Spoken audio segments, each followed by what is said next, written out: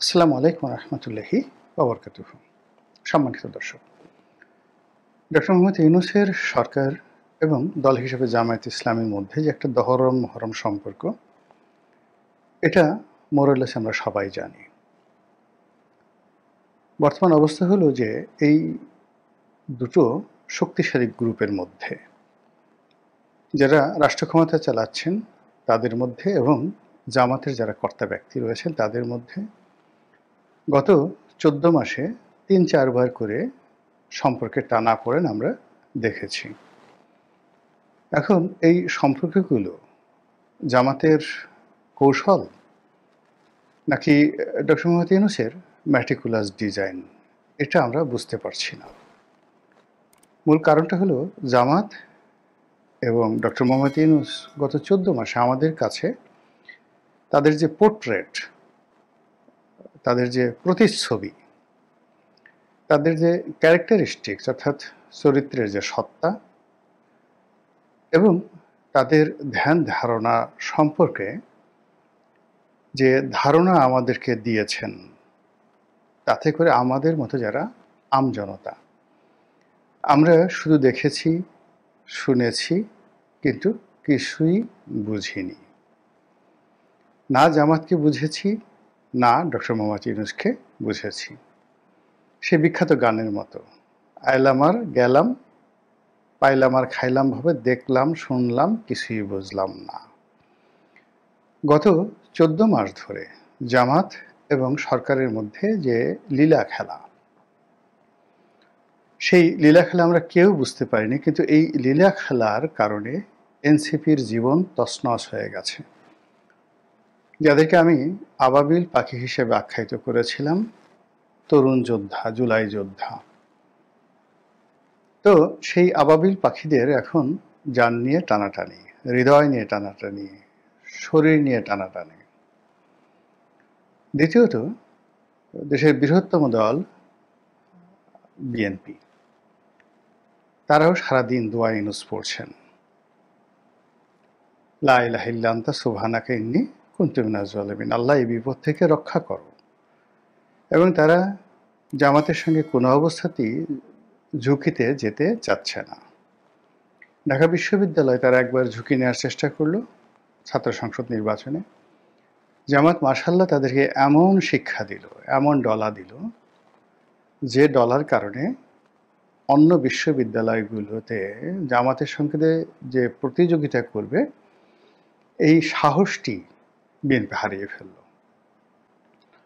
ফলে আগামী নির্বাচনে জামাত যাতে কোনো ম্যাটিকুলাস ডিজাইন করতে না পারে এবং জামাত যে আসলে কি করবে, জামাতের মনের মধ্যে যে কি আছে এবং তারা যে কি করতে পারে, বর্তমান বিএনপির যারা শীর্ষ নেতৃত্ব রয়েছে তারা এটা কল্পনাও করতে পারছে না। এর কারণ হলো এই জামাতকে তারা খুব সহজলভ্য মনে করেছিল এবং তাদের আপনজন, একান্ত আপনজন, নিজেদের লোক হিসেবে অনেক সময় তাদেরকে তুচ্ছ করেছে, তাচ্ছিল্য করেছে এবং মনে করেছে যে বিএনপি ছাড়া আসলে জামাতের কোনো উপায় নেই।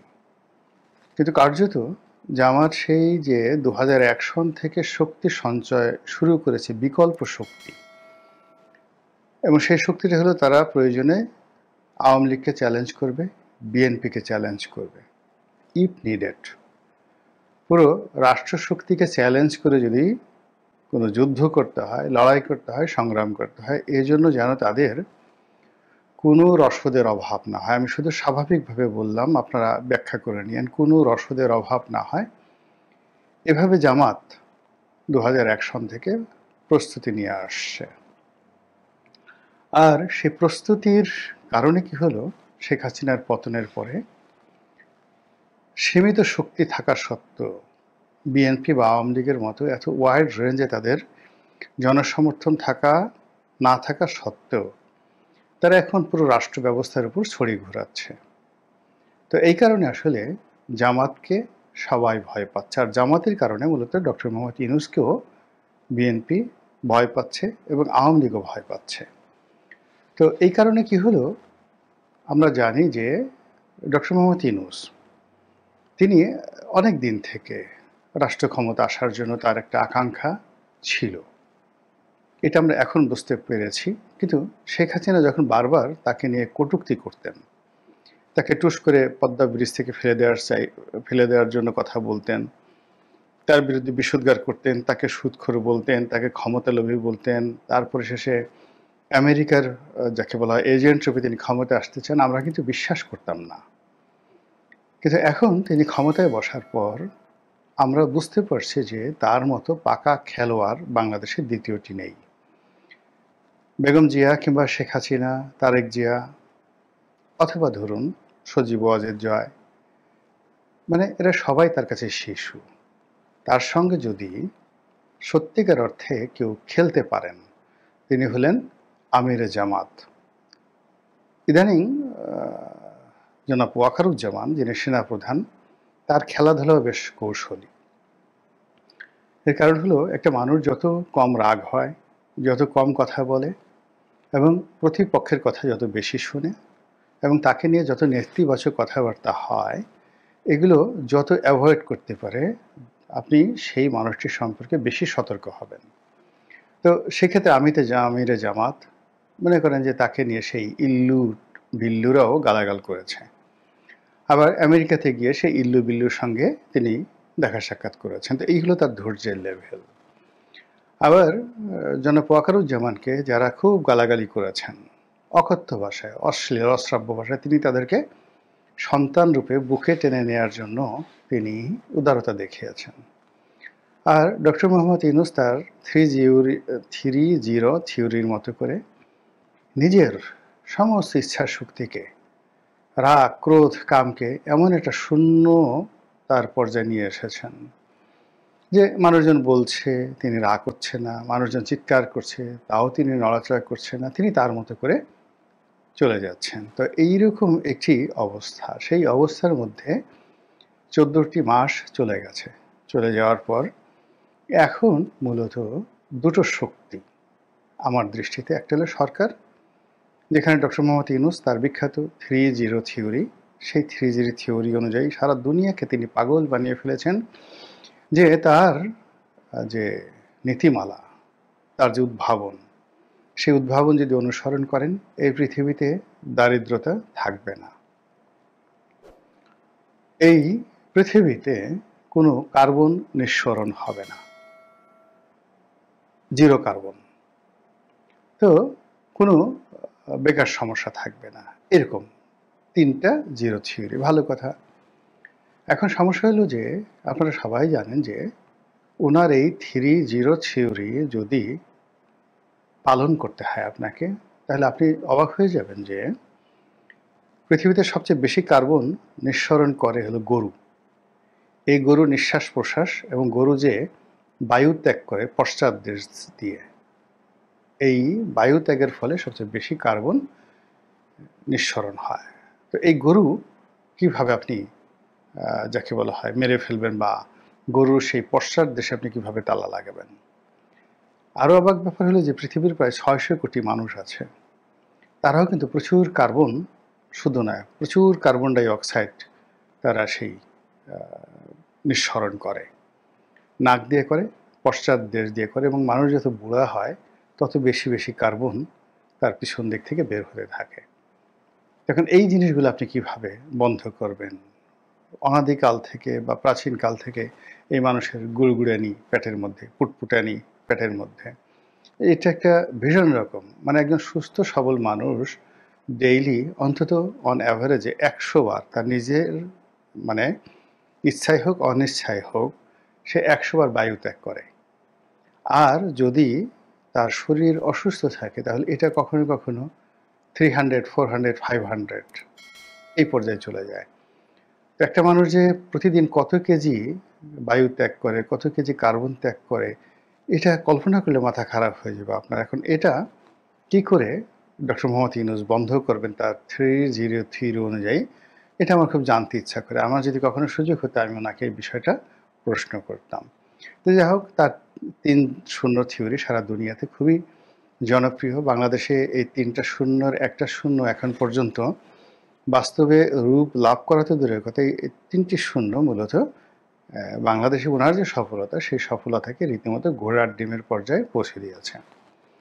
এখন জামাতেরও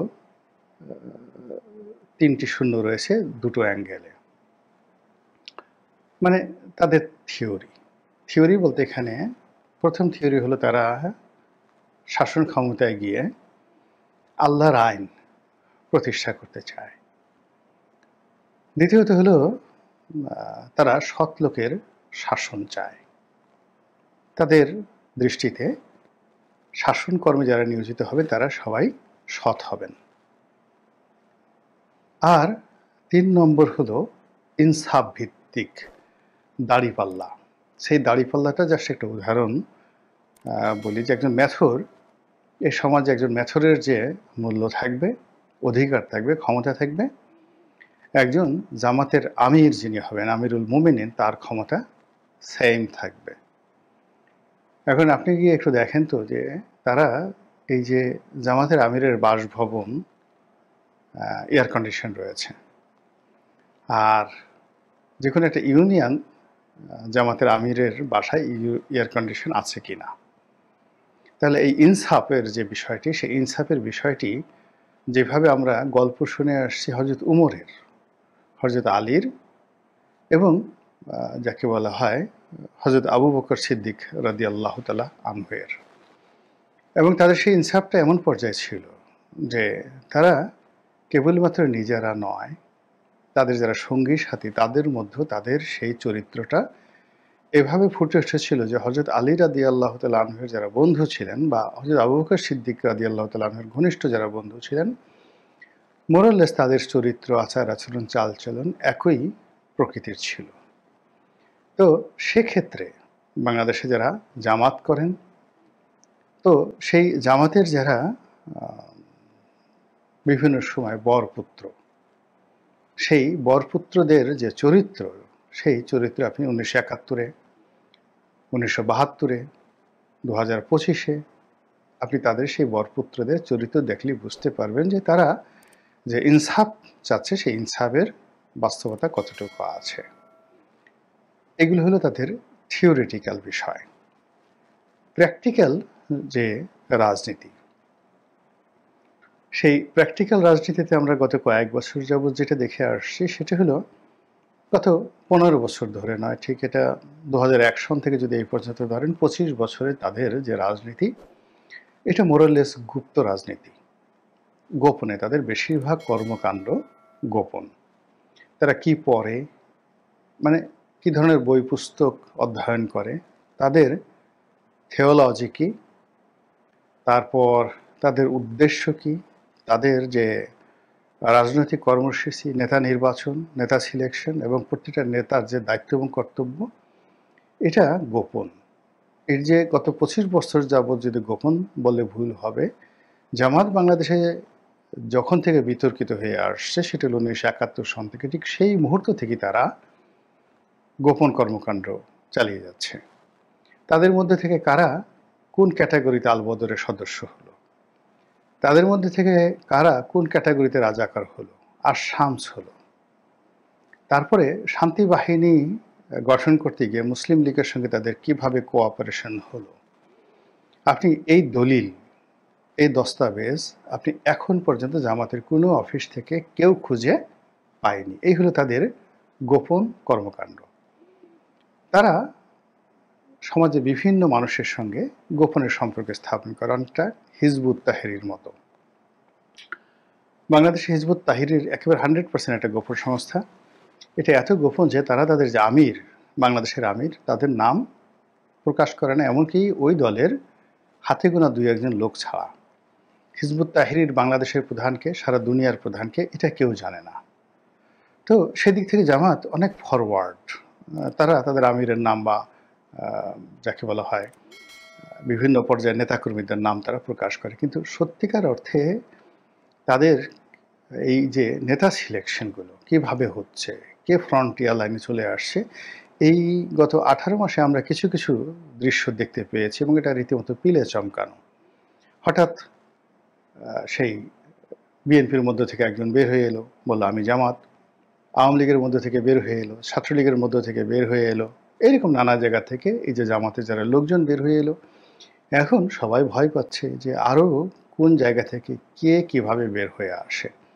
তো এই যে তাদের যে প্র্যাকটিক্যাল যে কর্মকাণ্ড, এর মধ্যে ১ নম্বর যদি আপনি পলিসি বলেন, জিরো বলেন, ডক্টর মোহাম্মদ ইউনূসের মতো, সেগুলো তাদের গুপ্ত কর্মকাণ্ড। ২ নম্বরে যেটা হলো যে তারা কি করতে চায় আ সেটা তারা বুঝাবে না। আপনি বুঝতে পারবেন না। তাদেরকে রিড করতে পারবেন না। তারা হাসবেন এমনভাবে, মানে আপনার চোখ টিপ মারবেন এমনভাবে, আপনি তাদেরকে কোনো অবস্থাতে আন্দাজ করতে পারবেন না। গত কয়েক মাসে আপনি দেখুন যে পিয়ার পদ্ধতি নিয়ে, জুলাই সনদ নিয়ে, সংস্কার নিয়ে তারা কি ভাবে প্রত্যেকটা দলকে রীতিমতো ব্যাঙ বানিয়ে ফেলেছে। এমনভাবে কথাবার্তা বলেছে যে তাদের প্রতিপক্ষরা রীতিমতো লম্পজম্প করেছে এবং সমস্ত শক্তি ক্ষয় করে, ব্যাঙের মতো লাফ দিয়ে সমস্ত শক্তি ক্ষয় করে যখন একেবারে চুপচাপ বসে পড়েছে, অমনি জামাত গিয়ে গোল দিয়ে বসেছে। তো এই যে তাদের দ্বিতীয় যে থিওরি বা দ্বিতীয় যে শূন্য, সেটি হলো আপনি তাদেরকে বুঝতে পারবেন না। ৩ নম্বরে যে জিনিসটা হলো সেটা যে তাদের কানেক্টিভিটি এবং তাদের ডেন্ট অ্যান্ড বেন্ড, মানে যত কিছু হোক না কেন, আঘাত আপনি করেন না কেন, তারা রেসপন্ড করবে না অন্য সবার মতো। বিএনপি বা আওয়ামী লীগ যেভাবে রেসপন্ড করে, তারা সেভাবে রেসপন্ড করে না। তাদের বিরাট বট বাহিনী আছে, সেই বট বাহিনী গালাগাল দিবে আপনাকে। তারপরে শেষে তাদের কিছু ভাড়া করা ইউটিউবার আছে, তারা গালাগাল করবে। তাদের রিক্রুটেড বিভিন্ন এজেন্ট রয়েছে যারা বিভিন্ন পদ পদবিতে বসে আছে। কাউকে কাউকে আমরা চিনি, বেশিরভাগ লোককে আমরা চিনি না। হয়তো আমরা মনে করি এই লোকটা বিএনপি করে, এই লোকটা আওয়ামী লীগ করে, কিন্তু তলে তলে আসলে জামাত করে। এই যে তাদের যে অ্যাক্টিভিটিসের ক্ষেত্রে 3 থিওরি, আর তাদের যে পরিকল্পনার ক্ষেত্রে ৩টি শূন্য। এই মোট ৬টি শূন্য, আর ডক্টর মোহাম্মদ ইউনূসের মোট ৯টি শূন্য, ৩টি শূন্য, সব মিলিয়ে ৯-0। এখন এই ৯-0-র কবলে পড়ে বা এই ৯-0-র পরিচালনায় বাংলাদেশ আসলে কোন জায়গাতে গিয়ে পৌঁছবে, এটা আমরা এখনো বলতে পারছি না। আল্লাহ ভালো জানেন। আল্লাহ আমাদের সবাইকে হেদায়েত দান করুন এবং হেফাজত করুন। আসসালামু আলাইকুম ওয়া রাহমাতুল্লাহি ওয়া বারাকাতুহু।